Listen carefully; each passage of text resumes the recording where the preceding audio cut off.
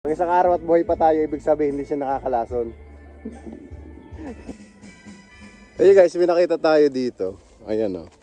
Sinong pamilyar dito sa ganitong klase? Ayan o.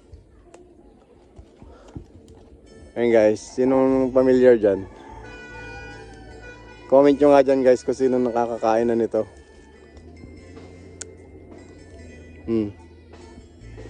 Yan.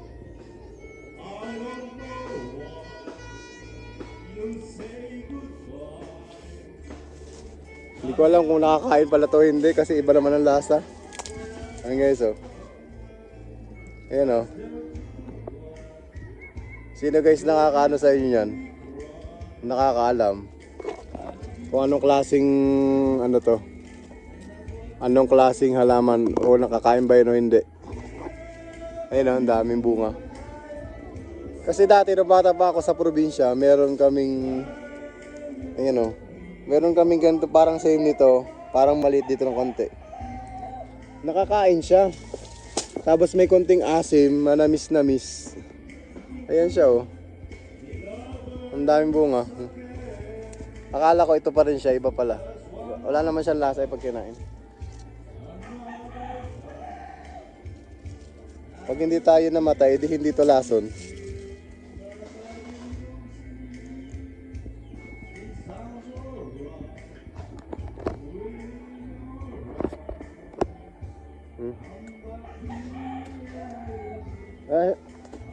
Wala siyang lasa guys.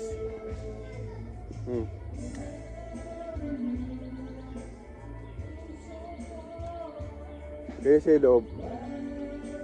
Wala naman lasa.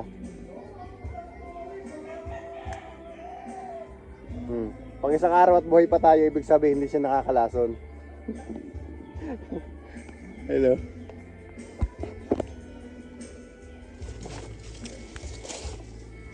Ang dami oh. Nakakain kaya ito? Kailan ko nakakita ng ganito ka ano eh. Ganito kalaki yung ano. Pero dyan nga yung malita siya sabi ko sa inyo nung bata pa ako paborito kong kainin.